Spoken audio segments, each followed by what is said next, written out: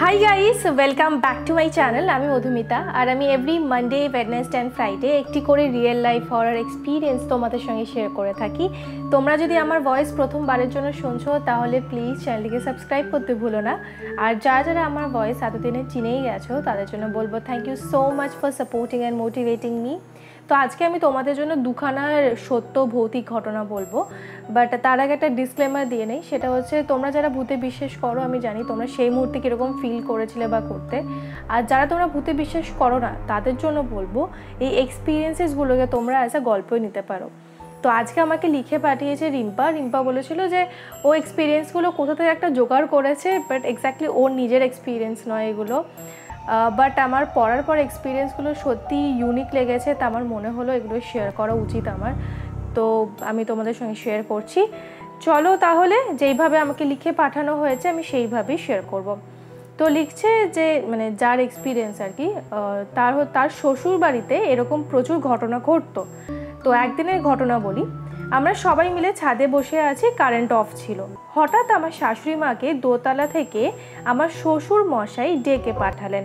শাশুড়ি মা নিচে চলে গেলেন কারণ শ্বশুর মশাই একটা নির্দিষ্ট সময় খাবার খেতেন। আমরা মানে আমি, আমার দেওর, ওর কিছু বন্ধু, আমার কাকা শ্বশুরের ছেলে, আমরা সবাই গোল করে আড্ডা দিচ্ছি তখন ছাদে। আমার প্রাক্তন স্বামী তখন বাইরে থাকতেন, মানে ওখানে থাকতো না, বাইরে কোথাও একটা থাকতো। হঠাৎ করে দোতলার সিঁড়ি থেকে একটা জোরালো আলো দেখা গেল এবং আমার শাশুড়ি মা চেঁচিয়ে আমার দেওরকে ডাকলেন যে অরূপ একবার নিচে আয় তো। আমাদের মধ্যে তখন গল্প বেশ জমে গেছিল। তো দেওর খানিকটা বিরক্ত হয়ে নিচে গেল। খানিকক্ষণ পর আমার দেওর যখন ফিরে এলো একটা আশ্চর্য কথা বলল ওর মা নাকি ওকে ডাকেইনি, অথচ ছাদে উপস্থিত আমরা সকলেই শুনেছিলাম মা একটা জোরে একটা টর্চের আলো ফেলেছে এবং ওকে ডাকলো। কিন্তু ও যখন নিচে গেল গিয়ে দেখলো দরজা ভেজানো আছে, ওর বাবার রুমের মানে বাবার ঘরে বসে আছে এবং ঘরে দুটো হেরিকেন জ্বলছে এবং ওর মা রান্নাঘরে খাবার গরম করছে। এবং আমার শাশুড়ি মা একটা অদ্ভুত কথা বলেছিলেন পরে ছাদে আসার পরে, যে ওনাকে নাকি শ্বশুর মশাই ডাকেনি। মানে আমাদের বক্তব্য হলো তাহলে দুবার কে ডাকলো, একবার শ্বশুর মশাইয়ের গলায়, একবার শাশুড়ি মায়ের গলায়। বিয়ের পর শুনেছিলাম আমার যে প্রাক্তন শ্বশুর বাড়ি সেটা একটা এমন জায়গার ওপর তৈরি হয়েছিল যেখানে অনেক কাল আগে কোনো বাচ্চা মারা গেলে পুঁতে দেওয়া হতো, এবং আমার দাদা শ্বশুর এই জায়গাটা খুব কমেই পেয়ে এখানে বাড়ি তৈরি করেছিল। আমার জানা নেই উনি কোনো সংস্কার করেছিলেন কিনা। ওখানকার জমিদার ছিলেন উনি এবং ভীষণ ডাকাবুকো মানুষ ছিলেন এবং এইসব কিছুই মানতেন না। এরকম প্রচুর ঘটনার সাক্ষী আমরা। তো আরও একটা দিনের কথা বলি। তো আমি তখন আমার নিজের ঘরে বসে আছি এবং কম্পিউটারে কিছু একটা দেখছি। আমার প্রাক্তন বাইরে থাকতো, আগেই বলেছি। তো এই সময় আমার কম্পিউটারের সাথে টিভি টিউনার কার্ড লাগানো ছিল এবং আমি টিভি দেখতে হলে না আমার কম্পিউটারটা খুলে ওখানেই দেখে নিতাম। তো আমি এবার বসে আছি কম্পিউটারের সামনে, কোনো কানে হেডফোন পরে আর কি। আমার স্পষ্ট মনে হলো আমার বিছানার ওপরে কেউ একটা এসে বসলো। আবার যখন টিভিটাতে ওই সিরিয়ালটা শেষ হলো তখন আবার উঠে চলে গেল, এরকম একটা ফিল হলো আর কি। এবার পিছনে তোমার কেউ যদি বসে থাকে, সে অদৃশ্যই হোক না কেন, তুমি একটা ফিল করতে পারবে। এছাড়া আমাদের ষষ্ঠ ইন্দ্রিয় জানান দেয় যে আমরা ছাড়াও অন্য কেউ আছে কি না ওখানে। তো আমারও সেই রকমই একটা ফিলিংস হয়েছিল। এটা প্রথম দিকের ঘটনা। পরের দিকে আস্তে আস্তে মানে যেখানটায় বসার আওয়াজটা হতো, উঠে যাওয়ার পর ওই জায়গাটার চারদিকটা না কুচকানো থাকতো, মানে বেডশিটটা আর কি।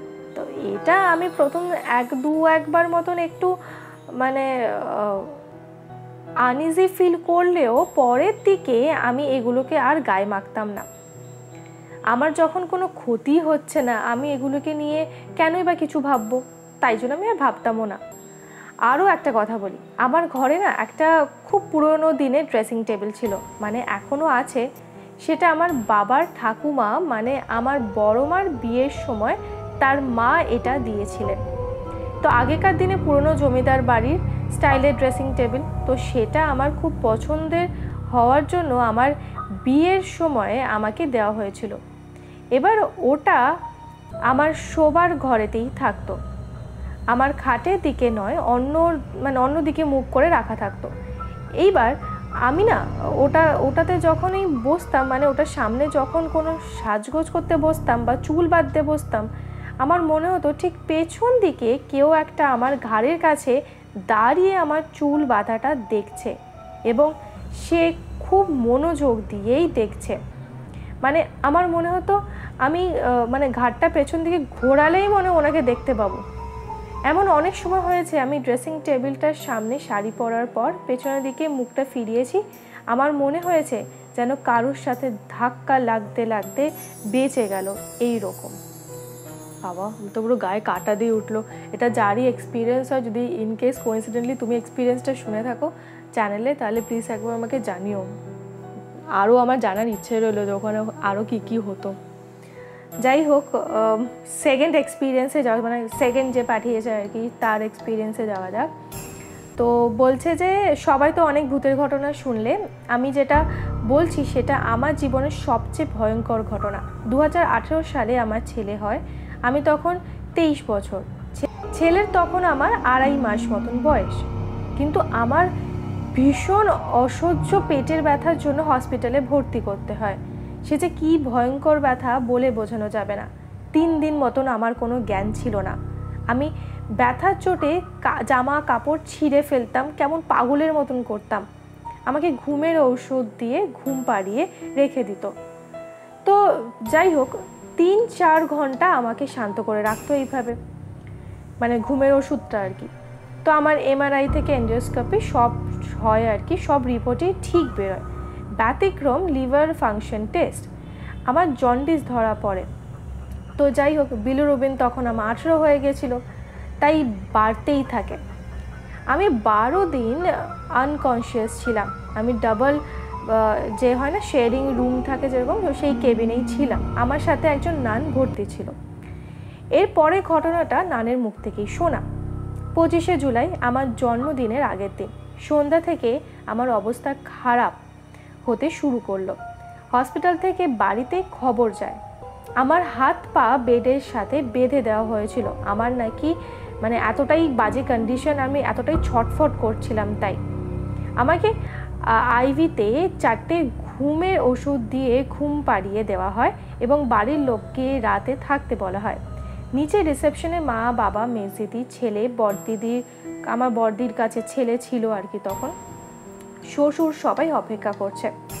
আমি নাকি বিড়বিড় করেই বলে চলছিলাম যে আমি আসছি। এরপর ঘটনাটা আমার স্পষ্ট মনে আছে।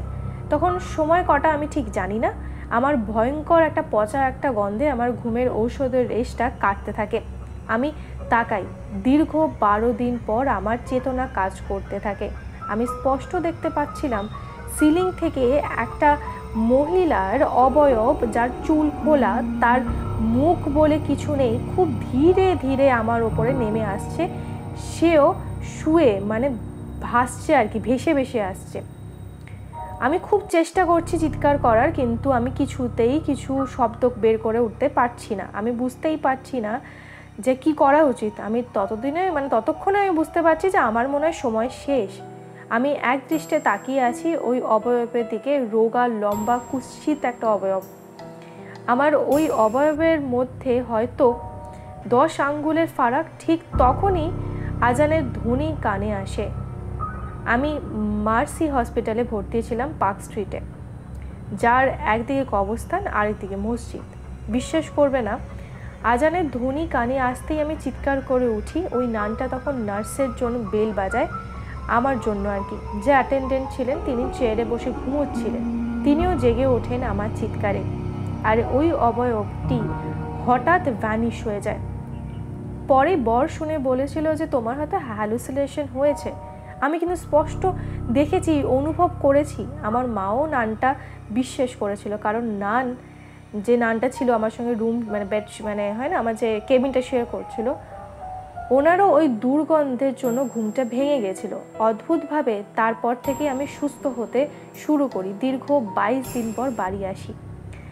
কিন্তু ঠিক ওই ভোরেই, ওই সময় ভোরের আজানের পরেই রুমের ঠিক পাশে আমার পাশের রুমের ঠিক আমার বয়সী এক মহিলা মারা যায়। ওনারও অবস্থা খুব সিরিয়াস ছিল। এখানে এক্সপিরিয়েন্সটা শেষ হয়। কেমন একটা লাগছে এটা শুনে বাবা, যারা এটা ফিল করেছে, যারা এটা এক্সপিরিয়েন্স করেছে এই মুহূর্তে, তারাই জানে অ্যাকচুয়ালি। তোমাদের কীরকম লাগলো এক্সপিরিয়েন্স, দুটো জানাতে ভুলো না কমেন্ট সেকশনে। যদি তোমাদেরও লাইফে এরকম কোনো এক্সপিরিয়েন্স থাকে তোমরা আমার সঙ্গে শেয়ার করতে পারো লাইফ অফ মধুমিতা ফেসবুক আর ইনস্টাগ্রাম পেজে। অল্টারনেটিভলি তোমরা আমাকে ইমেলও করতে পারো madhumita.stories@gmail.com। আবারও বলে দিই, আমি আজ অবধি যত এরকম হরার এক্সপিরিয়েন্স শেয়ার করেছি সব তোমরা একটা ক্লিকে শুনে নিতে পারবে। দেখবে প্লেলিস্টে যাবে, প্লেলিস্টে দেখবে সব লিঙ্ক দেওয়া আছে, ওখান থেকে তোমরা শুনে নিতে পারবে। আশা করি কোনো অসুবিধা হবে না। যেরকমভাবে তোমরা এখানে আমাকে শুনছো, যদি তোমরা আমাকে দেখতে চাও তোমরা আমাকে দেখতে পারবে লাইফ অফ মধুমিতা ইউটিউব চ্যানেলে। আশা করি ওখানেও ব্লগসগুলো তোমাদের ভালো লাগবে। চলো আজকের জন্য আমি চললাম। সবাই ভীষণ ভালো থেকো, সুস্থ থেকো, সাবধানে থেকো, সাবস্ক্রাইব করতে ভুলো না। Thanks for listening. টাটা।